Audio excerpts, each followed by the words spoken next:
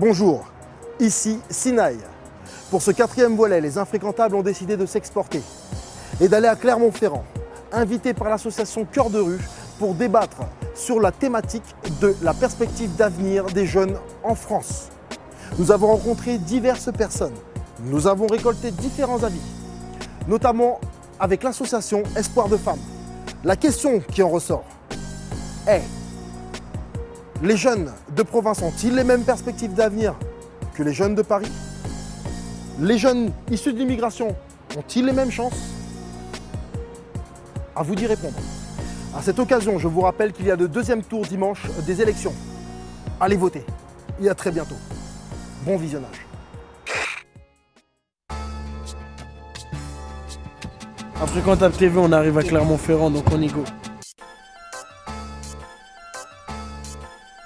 On va se diriger, je pense, dans les quartiers de Clermont-Ferrand, parce que c'est ça l'objectif, pour rencontrer les jeunes des quartiers. Et donc on va aller à la Gautière. Bon, la Gautière, personne ne connaît ce quartier sous ce nom, le vrai nom c'est la ZUP, parce que c'était la première ZUP de Clermont. Donc on va aller là-bas, c'est un quartier de 5300 habitants déclarés, après avec les sans-papiers, etc. Je peux pas spécifier le chiffre exact. Mais en tout cas, on va aller faire un tour là-bas, on va rencontrer les jeunes, et je pense que les Parisiens seront surpris de voir que c'est exactement la même.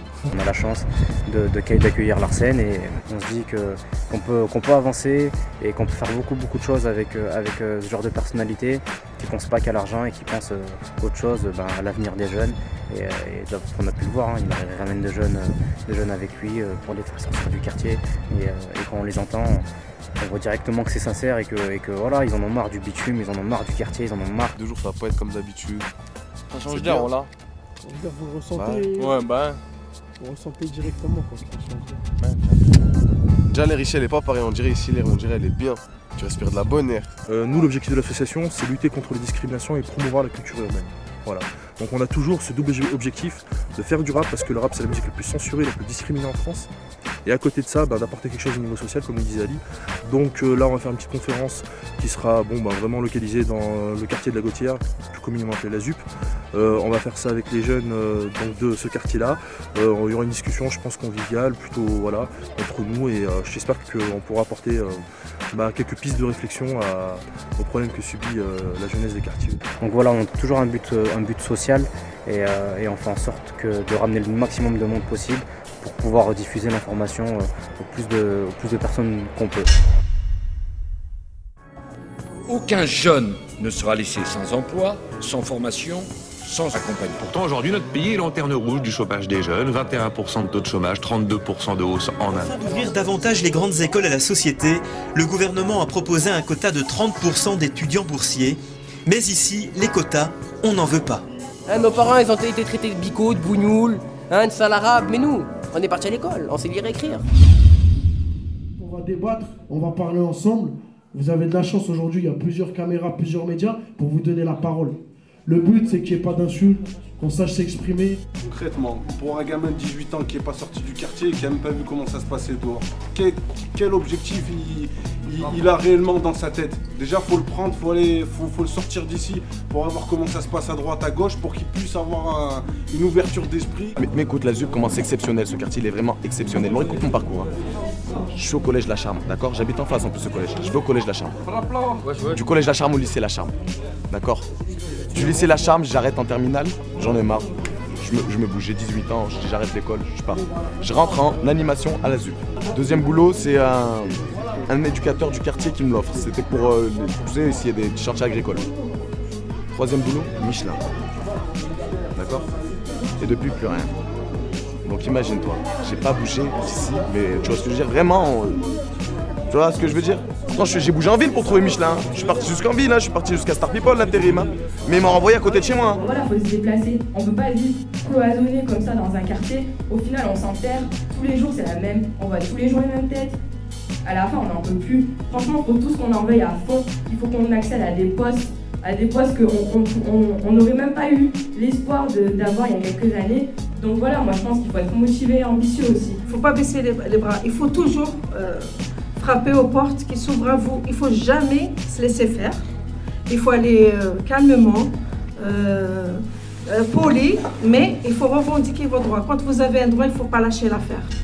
Mon travail à moi, je suis le médiateur de ville, c'est l'accompagnement des femmes pour tout accompagnement, c'est-à-dire loisirs, santé, travail, scolarité, tout ce que je peux traduire, tout, voilà.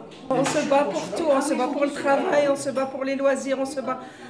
Et on aimerait bien que nos enfants prennent l'exemple sur nous, qu'ils ne baissent pas les bras aussi, les jeunes qui sont sans emploi, sans avenir pour eux, ils n'ont pas d'avenir, alors que non, ils ont un avenir. Du moment qu'ils ont un toit, ils ont des parents derrière, il faut qu'ils sachent qu'ils peuvent réussir. Il y a toujours une fenêtre pour sortir.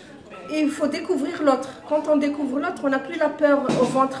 C'est ça qui fait peur aux gens, parce que le fait de ne pas connaître la personne, oui, il y a des appréhensions, voilà.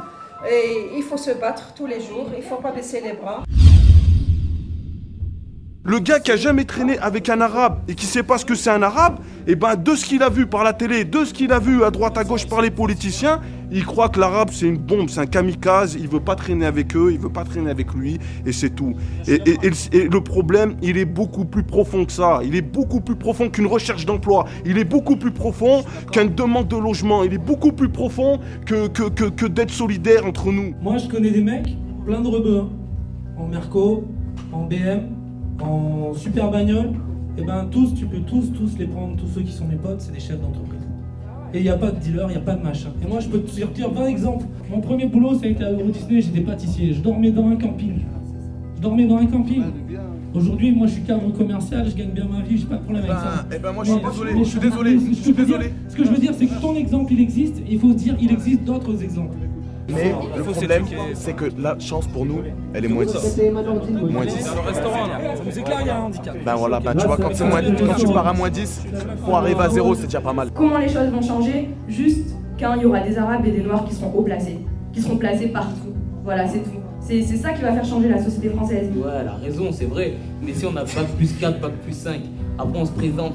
Ils arrivent, ils disent ouais mais on a plus de poste, je sais pas quoi, ils nous sortent des disquettes comme ça, ils nous prennent pas. Comment tu veux qu'on s'en sorte? Comment tu veux qu'il y ait des noirs et des arabes haut placés? À répéter ça tout le temps, on va avancer à quoi? On est discriminé, discriminé. Le truc qu'il faut faire c'est pas laisser passer les discriminations. Tu te fais recaler en boîte, et bah tu sais quoi, tu fais une action, il y a la HAD, il y a plein d'organismes. D'accord, tu dis, mais au final, toi t'es dans ton constat, tu vas rentrer dans ton quartier, tu vas dire ouais on est discriminé, la France, non, mais t'auras fait avancer quoi?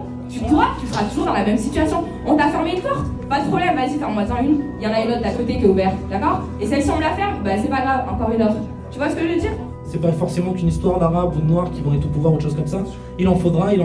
Mais c'est pas parce que t'es blanc que tu peux pas avoir les mêmes idées. C'est les gens qui sont avec ton idée qui doivent être au pouvoir.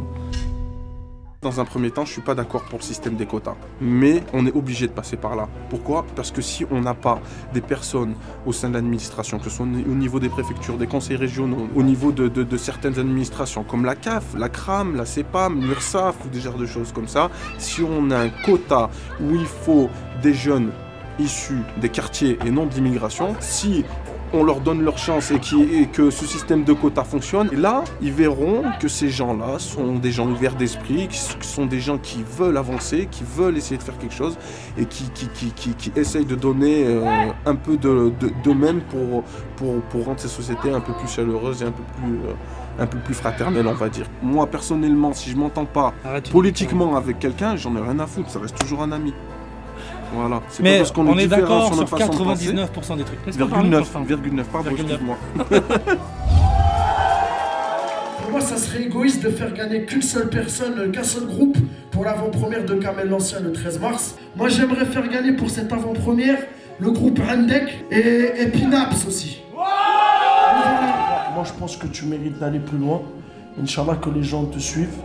Et puis, si Inch'Allah, cette avant-première, ça peut te donner... C'est à toi après d'en profiter derrière. Parce qu'une avant-première, c'est pas grand-chose, mais c'est grand-chose. Tu peux faire une avant-première, si tu ne boostes pas derrière, ben, tu serais pas venu à ce tremplin, on t'aurait pas boosté, tu serais pas boosté, voilà. Et moi, je pense qu'il faut vraiment que tu crois en ton rap parce que tu as un truc à faire. Big up les infréquentables. C'est dédicacé à qui? Les infréquentables. Qu'est-ce que tu crois, gamin? Merci, à plus, c'était Clermont, tu vois, on est des gars bien quoi. Les infréquentables, alors c'est tous mes cousins. Ah, non, il déchire. Il fait partie des infréquentables Clermont-Ferrand, mon gars. Et ça sera dans l'info, non?